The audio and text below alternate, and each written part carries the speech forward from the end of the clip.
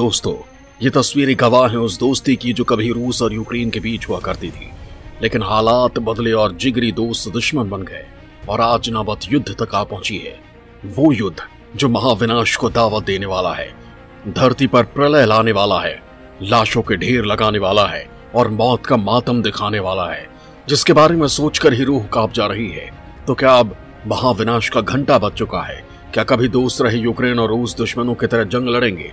क्या मानव समूह का विनाश होगा? जी हाँ दोस्तों, यूक्रेन संकट को लेकर कुछ ऐसी ही भविष्यवाणी की जा रही है जिससे सभी भयाक्रांत हैं। लेकिन इस महाविनाश की पटकथा कैसे और कब शुरू हुई, क्या आप जानते हैं? अगर नहीं जानते तो आज मैं आपको इस वीडियो में वो पूरी दास्तान विस्तार से बताऊंगा। एक एक तस्वीर दिखाऊंगा, हर पहलू से अवगत कराऊंगा, आपके हर सवाल का जवाब दूंगा जिसे आप जानना चाहते हैं। लेकिन इसके लिए आपको मेरे साथ बने रहना होगा और वीडियो को अंत तक देखना होगा, तभी आपके सारे सवालों के जवाब मिल पाएंगे। तो चलिए शुरू करते हैं। दोस्तों, आपको इस युद्ध की पटकथा के बारे में बताऊं उससे पहले बता दूं कि रूस और यूक्रेन संकट को लेकर ब्रिटेन ने रूस को चेतावनी दी है। ब्रिटेन के प्रधानमंत्री बोरिस जॉनसन ने कहा कि अगर रूस यूक्रेन पर हमला करता है तो उस पर प्रतिबंध लगाए जाएंगे, साथ ही रूस से निपटने के लिए अन्य उपाय किए जाएंगे। जॉनसन ने कहा कि उनकी सरकार संसद से रूसी व्यक्तियों और कंपनियों पर प्रतिबंध लगाने के लिए कहेगी। उन्होंने कहा कि ब्रिटेन दक्षिण पूर्वी यूरोप की रक्षा के लिए रॉयल एयरफोर्स, टाइफून लड़ाकू विमानों और रॉयल नेवी वॉरशिप को तैनात करने पर विचार कर रहा है। जॉनसन ने कहा कि ब्रिटेन एस्टोनिया में ब्रिटिश नेतृत्व वाले नाटो युद्ध समूह को मजबूत करने की तैयारी कर रहा है। इसके साथ ही उसके 2 प्रतिनिधि रूस जाएंगे और उससे युद्ध नहीं करने की अपील करेंगे। उससे युद्ध से होने वाले नुकसान के बारे में भी बताएंगे। ब्रिटेन के प्रधानमंत्री ने अपने बयान में जर्मनी के उस रुख की भी सराहना की जिसमें उसने युद्ध की स्थिति में नॉर्ड स्ट्रीम 2 गैस परियोजना पर पुनर्विचार करने की बात कही गई। दोस्तों, नॉर्ड 2 परियोजना को रूस किसी भी हालत में शुरू करना चाहता है क्योंकि ये उसकी अर्थव्यवस्था की रीढ़ है, लिहाजा वो किसी भी हालत में इस पर ग्रहण लगने देना नहीं चाहता। दरअसल अमेरिका के राष्ट्रपति जो बाइडेन ने जर्मनी के चांसलर ओलाफ शोल्ज से मुलाकात करके यह अनुरोध किया था कि यदि रूस यूक्रेन पर हमला करता है तो अहम गैस पाइपलाइन नॉर्ड स्ट्रीम 2 को बाधित कर दिया जाएगा, जिसके बाद जर्मनी ने इसके संकेत दिए हैं। दोस्तों, ब्रिटेन के प्रधानमंत्री ने यह भी कहा है कि रक्षा सचिव बेन वालिस और विदेश सचिव लिज ट्रस दोनों जल्द ही मॉस्को की यात्रा करेंगे और रूस से यूक्रेन पर हमला नहीं करने की अपील करेंगे। यही नहीं, उसे युद्ध से होने वाले नुकसान से भी आगाह कराएंगे। हालांकि रूस शुरू से ही यूक्रेन पर हमले से इनकार करता आ रहा है और इसे पश्चिमी यूरोपीय देशों का अनर्गल प्रचार बता रहा है। रूस का कहना है कि वो सैन्य अभ्यास कर रहा है। दोस्तों, जैसा कि मैंने आपसे कहा था कि मैं आपको रूस और यूक्रेन के विवाद की पूरी पटकथा बताऊंगा और आपको उस तस्वीर से भी रूबरू करवाऊंगा जिसके कारण ये विवाद शुरू हुआ। लेकिन उससे पहले आपको बता दूं कि यूक्रेन संकट की वजह से दुनिया भर के देशों की निगाहें रूस, नाटो सेना और अमेरिकी रुख पर टिकी हुई हैं। रूस अपने सैनिकों और हथियारों को यूक्रेन की सीमा पर तैनात कर चुका है, जिसे देखते हुए तमाम देश इस बात की आशंका जता रहे हैं कि रूस किसी भी समय यूक्रेन पर हमला कर सकता है।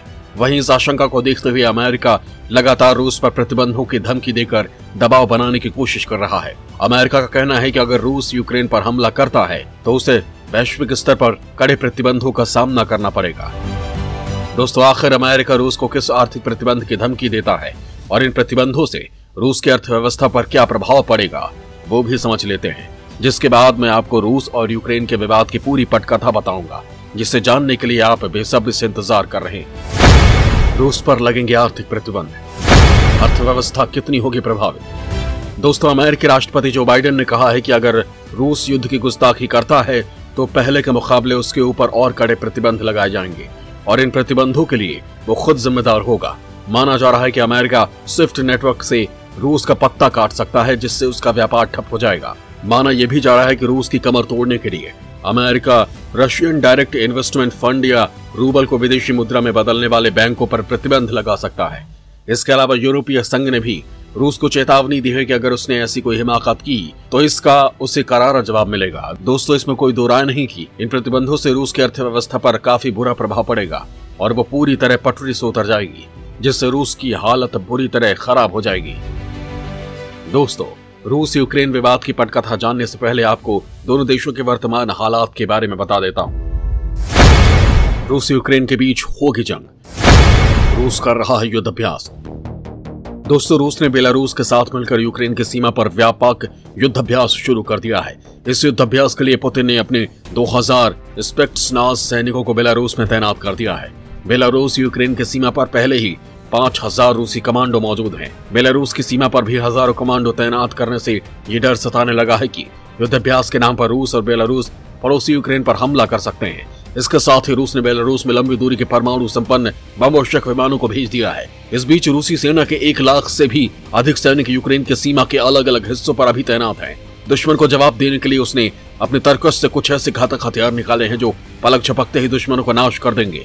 दोस्तों, यूक्रेन भले ही अभी अमेरिका और ब्रिटेन का साथ मिलने पर उछल रहा हो, लेकिन उसकी सैन्य क्षमता रूस के आगे कहीं नहीं टिकती। यूक्रेन की इसी कमजोर सैन्य ताकत को देखते हुए यूरोपीय देश उसकी मदद कर रहे हैं और उससे युद्ध का साजो सामान मुहैया करा रहे हैं। दोस्तों, चलिए अब आपको रूस और यूक्रेन के विवाद की पूरी पटकथा बताता हूँ, लेकिन उससे पहले उस विवाद की जड़ जान लीजिए जिसे लेकर नौबत युद्ध तक आ गई है। दोस्तों, इस विवाद की जड़ यूक्रेन की वो मंशा है जिसके तहत वो नाटो में शामिल होना चाहता है। आखिर ये नाटो है क्या, पहले आपको वो बता देता हूँ। क्या है नाटो संगठन, नाटो कैसे करता है काम। दोस्तों, नाटो का गठन 1949 में हुआ था। ये एक सैन्य गठबंधन है। अमेरिका, कनाडा, फ्रांस, ब्रिटेन और 8 अन्य यूरोपीय देशों ने मिलकर ये गठबंधन तैयार किया था, लेकिन अब 30 देश इस संगठन के सदस्य हैं। ये गठबंधन संयुक्त राष्ट्र के साथ मिलकर काम करता है। नाटो का काम आवश्यकता पड़ने पर अपने सैन्य सहयोगियों की मदद से युद्ध लड़ना है। दोस्तों, नाटो के इस मोटिव को देखते हुए यूक्रेन उसमें शामिल होना चाहता है, क्योंकि उसे डर है कि क्रीमिया की तरह रूस पूरे यूक्रेन पर अधिकार कर सकता है। दरअसल नाटो का सदस्य बनाए जाने पर यूक्रेन के लिए अंतर्राष्ट्रीय स्तर पर सैन्य समर्थन बढ़ जाएगा, जो रूसी आक्रामकता को रोकने में मददगार हो सकता है। लेकिन रूस ने कहा है कि वो गठबंधन के विस्तार को सीधे खतरे के तौर पर लेगा। इससे बचने के लिए जरूरी कदम भी उठाएगा। दोस्तों, यहाँ आपको ये भी बता देता हूँ कि आखिर नाटो का जन्म क्यों और कैसे हुआ। इसके लिए आपको दूसरे विश्व युद्ध का सफर तय करना होगा। दोस्तों, सन 1939 से 1945 तक दूसरा विश्व युद्ध चला और इसमें America, France, Soviet socialist Republic संघ और ब्रिटेन ने मिलकर इटली और जापान के खिलाफ जमकर युद्ध किया। इस दौरान 1945 में अमेरिका ने सबसे आगे निकलते हुए जापान पर परमाणु बम गिरा दिया और इसी के साथ दूसरा विश्व युद्ध भी खत्म हो गया। यहाँ पर यूएसएसआर को यह बात चुभ गई कि अमेरिका के पास इतने घातक हथियार थे, तो सहयोगी होने के नाते उसने ये बात हमें क्यों नहीं बताई। यहीं से दोनों देशों के बीच शीत युद्ध की शुरुआत हुई और दोनों देश दुनिया के अन्य देशों को अपने पाले में करने के उद्देश्य से आगे बढ़े। यही वो समय था जब नाटो नाम के एक संगठन का जन्म हुआ। हालांकि रूस ने भी इसके खिलाफ वार्सा ट्रीटी ऑर्गेनाइजेशन बनाया, लेकिन भारत दोनों में से किसी भी देश के संगठन में शामिल नहीं हुआ। दोस्तों, अब बात उस पट कथा की जिसने यूक्रेन को जन्म दिया। कैसे हुआ यूक्रेन का जन्म, रूस यूक्रेन के बीच कब हुआ विवाद। दोस्तों, इस पटकथा को जानने के लिए आपको सन 1991 में जाना होगा, जब अमेरिका और सोवियत संघ एक दूसरे को खत्म करने की कोशिश कर रहे थे। लेकिन यहाँ अमेरिका सोवियत संघ को मात देते हुए बाजी मार गया। युद्ध के चलते सोवियत संघ की माली हालत काफी खराब हो गई थी, लिहाजा उसके कई हिस्से अलग हो गए। सभी हिस्से अलग अलग होकर 15 नए देश बन गए। इसी में से एक था यूक्रेन, जिसे लेकर अभी पूरा बवाल मचा हुआ है। यूक्रेन सोवियत संघ यानी यूएसएसआर के विघटन के बाद अलग होने वाले 15 नए देशों में रूस के बाद दूसरा सबसे शक्तिशाली सोवियत गणराज्य था। 1991 में यूएसएसआर से अलग होने के बाद भी यूक्रेन रूस के साथ खड़ा था, लेकिन विवाद तब शुरू हुआ जब रूस ने साल 2014 में यूक्रेन के एक हिस्से क्रीमिया पर जबरन कब्जा कर लिया। इसके बाद से ही दोनों देशों के बीच विवाद चल रहा है। इस हिंसक विवाद में अब तक हजारों लोगों की जान जा चुकी है और अभी भी ये जारी है। हालांकि फ्रांस और जर्मनी ने इस विवाद को खत्म करने की कोशिश की, लेकिन वो कामयाब नहीं हो सके और अब ये विवाद इतना बढ़ गया है कि महाविनाश को निमंत्रण दे रहा है। इसी विवाद के चलते यूक्रेन को आशंका है कि रूस उस पर कब्जा कर लेगा, लिहाजा वो नाटो में शामिल होना चाहता है। यूक्रेन की इस मांग का अमेरिका समर्थन कर रहा है और रूस को युद्ध होने पर अंजाम भुगतने की चेतावनी भी दे रहा है। वहीं जानकारों का मानना है कि बॉर्डर पर तनाव खड़ा करके रूस अपने ऊपर लगे प्रतिबंधों को हटवाना चाहता है, जो कि अमेरिका ने उस पर उस समय लगा दिए थे जब उसने क्रीमिया पर हमला किया था। एक पक्ष की दलील यह भी है कि रूस यूक्रेन को नाटो से दूर रखना चाहता है, जिससे वह भविष्य में कभी भी उसके खिलाफ खड़े होने की ताकत न जुटा सके। लिहाजा वो बॉर्डर पर तनाव के जरिए एक तीर से दो शिकार करना चाहता है। हालांकि अमेरिका ने साफ कर दिया है कि वो रूस की किसी भी मांग को नहीं मानेगा, जिसके बाद रूस भड़क गया और अमेरिका को चेतावनी दी है कि उसे हल्के में लेने की कोशिश न करे, नहीं तो अंजाम भयानक होगा। दोस्तों, विनाश की इस पूरी पटकथा पर भारत पैनी निगाह बनाए हुए है और युद्ध को टालने की पूरी रणनीति बना रहा है। पीएम मोदी के होते हुए यह संभव भी है, क्योंकि उनके दोनों देशों से अच्छे संबंध हैं और अमेरिका भी भारत पर भरोसा करता है, लिहाजा पूरा विश्व भारत की तरफ टकटकी लगाए देख रहा है। दोस्तों, आपको हमारा ये वीडियो कैसा लगा हमें जरूर बताएं। जय हिंद, जय भारत।